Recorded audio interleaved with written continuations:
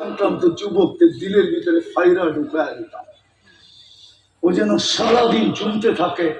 মানুষ যদি জিজ্ঞাসা করে জুমিস কেন, তুই কি নেশা করিস, ও বলবে না নেশা করি না, ওই যে জান্নাত দেখা যায় কবে যাবো এই জন্য জমতেছি। হ্যাঁ হ্যাঁ, আমি জাদু জানলে তোমাদের দিল ফাইরা ঢুকায় দিতাম জান্নাত, কসম খোদা। ওই জান্নাতের প্রস্তুতি নাই। একটু আলোচনা দিলাম, দুনিয়ার সবচেয়ে ছোট জান্নাতের সবচেয়ে ছোট বাড়ি এই দুনিয়ার 10 গুণ বড়। বিল্ডিং বানাবে সোনার ইট রূপার ইট দিয়া। এটা লো কোয়ালিটির বিল্ডিং, এর চেয়ে সুপার কোয়ালিটির বিল্ডিং আছে। এক ইট জবররুত, এক ইট জমররুত, এক ইট ইয়াকুত, এক ইট মারজান, এক ইট মুক্তা, এক ইট হীরা। তালার দূরত্ব হবে জমিন থেকে আকাশ পর্যন্ত। সুপার লিফট লাগানো আছে, প্রত্যেক তালা এক একটা করে রেখা দিবে। আরে বোঝো না, বোঝো না, না ফিডার খায় কোথেকে বুঝবো, বোঝো? লিফট হাত দিয়ে চালাইতে হবে না, মন দিয়ে চলবে। বটন চাপতে হবে না, মন দিয়ে চলবে। যত তালায় যেতে চাবে অত তালায় লাগায় দিবে, চোখের পলকে লাগায় দিবে। যদি মধ্যখানে মনে আসে যে দেখি 10 তালারটা কি করে, তো ওইখানে থামায় দিয়া দেখায় আবার উপরে নিয়ে যাবে। আল্লাহ বানায় রাখছেন। ওই জান্নাতের আশা তো আছে, চাই তো, কিন্তু প্রস্তুতি তো নাই। প্রমাণ তো দিলাম। কি মনের থেকে চাই জান্নাত? হ্যাঁ, কে কে চাই দেখি? পাক্কা? হ্যাঁ, নামাও নামাও। তাহলে 2টা কাম করতে হবে, বেশি না, 2টা। এই উম্মতের জন্য বেশি করতে হবে না। এই উম্মত তো নিজেদের পরিচয় জানে না। এটা তো ওয়াজ মাহফিল। কি মাহফিল? কি ওয়াজ মাহফিল লেখা। যদি ওয়াজ মাহফিল না হইতো, এটা যদি শানে রাসালাত হইতো বা সিরাত হইতো, তাহলে শুনাইতাম উম্মতের দাম কত। উম্মত তো দামই জানে না, যুবক তো নিজের দামই জানে না। এই জন্যই তো চামচ হয়ে ঘুরে খালি। চামচ বোঝো না? আরে চামচ বোঝো না মনে হয়, ঠিক না?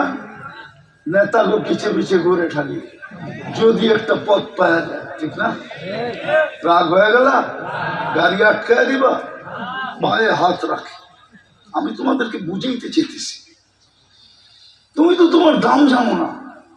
আল্লাহ তোমাকে কত দাম দিতে চায়, আমরাও তো আমাদের দাম জানি না। উম্মতে মুহাম্মদীর দাম কত, উম্মতে মুহাম্মদীর সাথে আল্লাহর দোস্তি কত, ইয়ারি কত, মোহব্বত কত, ভালোবাসা কত, সিম্পেথি কত। এই উম্মতকে আল্লাহ কতটুকু মোহব্বত করেন, কতটুকু এই উম্মতের সাথে আল্লাহর ইশক, কতটুকু ভালোবাসা উম্মত তো জানে না। একটা দেখাবো, যদি ভালোবাসা নাই হইতো তো 1 রাত্র 83 বছর কেন দিত? কোন উম্মতকে তো দেয় না। বলো হুজুররা, কোন উম্মতকে তো দেয় না। 1 রাত্র কত বছর? কত? 83 বছর 4 মাস। 80 বছর বাঁচার পরেও যদি চলে যায়, আল্লাহ যদি জিজ্ঞেস করে কি নিয়ে আসছ বুইরা, তো বুক ফুলায় বলতে পারবে আগে 1 রাত্রের হিসাব দিয়া নেই, বাকিটা পরে দিব। আল্লাহ যদি বলে 1 রাত্রের হিসাব মানি, তো 1 রাত্রই তো 83 বছর 4 মাস ছিল। 80 বছর না দুনিয়াতে ছিলাম, 80 থেকে 80 বাদ দিয়া দেন, তারপরেও তো 3 বছর 4 মাসের পাওনা আমি আপনার কাছে এডুক দিয়ে চলবো, এডুকুই দিয়া দেন। যদি ভালো না বাসতো তাহলে 1 রাত্র কেন 83 বছর দিল? যদি ভালো না বাসতো, হায় হায় হায়, তাহলে এখন প্রথম আকাশে কেন থাকতো?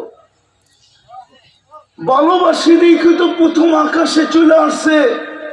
যে সারাদিন ব্যস্ত ছিল, কেউ হাটে ছিল, কেউ বাজারে ছিল, কেউ অফিসে ছিল, কেউ আদালতে ছিল, কেউ খেতে ছিল, কেউ খামারে ছিল, কেউ মেলে ছিল, কেউ ফ্যাক্টরিতে ছিল, কেউ রোডে ছিল, কেউ ঘাটে ছিল, কেউ বাড়ির ব্যস্ততায় ছিল, কেউ ঘরের ব্যস্ততায় ছিল।